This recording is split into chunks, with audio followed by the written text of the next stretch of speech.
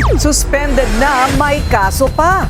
Nahaharap ngayon si Congress Miao Kiko Barzaga sa cyber libel matapos ang kanyang paratang na nabili umano ng isang ultra-bilyonaryo ang National Unity Party.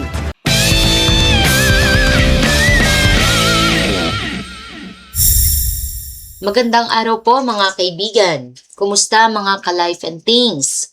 Sa episode na ito, tatalakayin naman natin ngayon si Representative Kiko Barzaga, ang kongresistang kilala sa tapang at kontrobersya.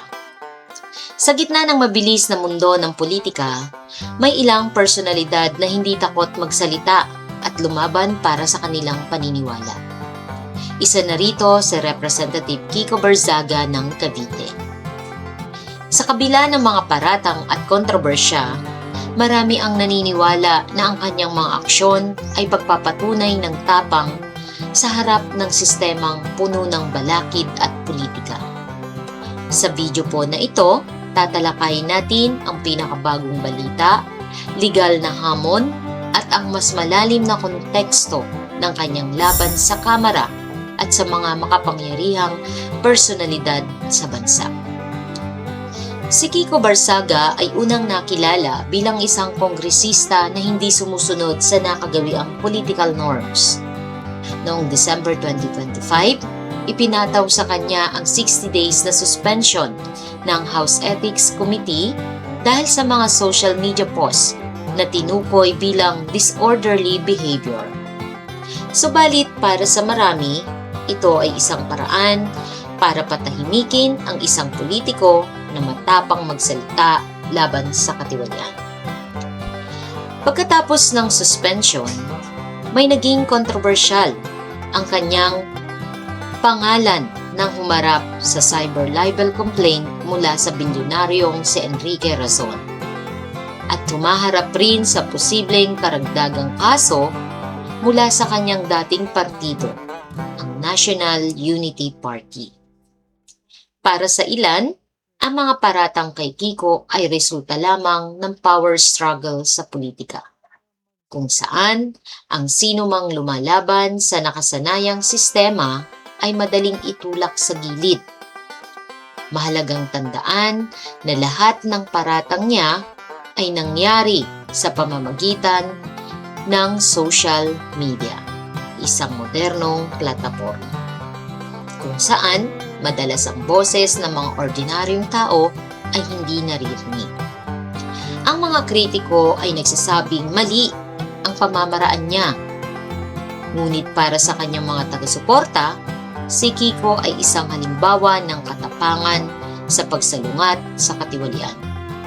Hindi siya sumusunod sa takbo ng tradisyonal na politika at minsan, ang ganitong tapang ay nagdudulot ng galit mula sa mga makapangyarihang individual at institusyon. Isa sa pinakamahirap na hamon kay Kiko ay ang pag-iisa sa politika. Iniwan siya ng NUP, ang dating partido na sumuporta sa kanya sa simula. Ngayon, siya mismo ang humihiling ng kanyang expulsion mula sa Kamara. Ngunit sa kabilang banda, ang pagiging independent ay nagbibigay din sa kanya ng kalayaan upang magsalita ng totoo sa kanyang paniniwala, kahit na ito ay hindi popular sa mga nasa kapangyarihan. Para sa kanyang taga-suporta, ang isolation na ito ay patunay ng kanyang prinsipyo at hindi pagiging sunod-sunuran. Isa sa pinakamatinding aspeto ng laban ni Kiko ay ang paggamit niya ng social media. Sa digital na panahon, ang social media ang bagong forum ng debate. Dito, ipinapahayag ni Barzaga ang kanyang pananaw at tinututukan ang mga isyu ng katiwalian at pamamalakad ng gobyerno.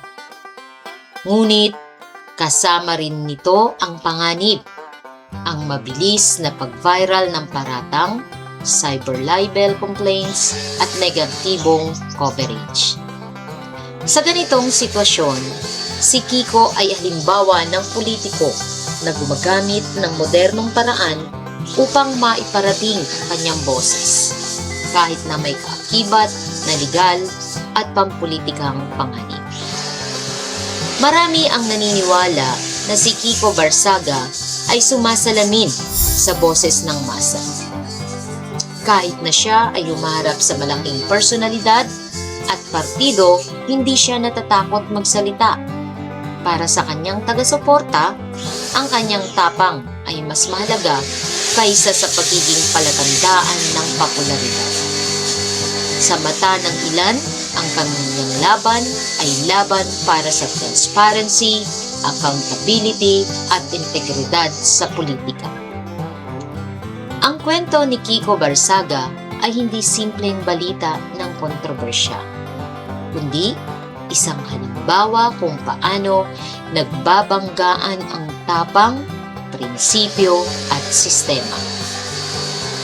Sa kabila ng mga kaso, suspension at banta ng expulsion, nananatili siyang matatag sa kanyang paninindigan. Ang kanyang laban ay paalala sa atin na sa mundo ng politika, minsan ang totoong lakas ay hindi nasusukat sa kapangyarihan, kundi sa tapang na magsalita para sa tama. Suspended na, may kaso pa. Nahaharap ngayon si Congress Miao Kiko Barsaga sa cyber libel matapos ang kanyang paratang na nabili umano ng isang ultra-bilyonaryo ang National Unity Party. Narito ang agenda report ni Mavic Trinidad ng Abante.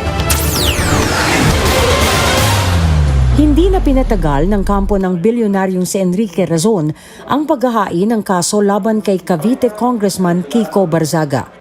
Nagtungo na kanina sa Makati Prosecutor's Office ang mga abogado ni Razon para magsampa ng kasong cyber libel laban sa batang kongresista.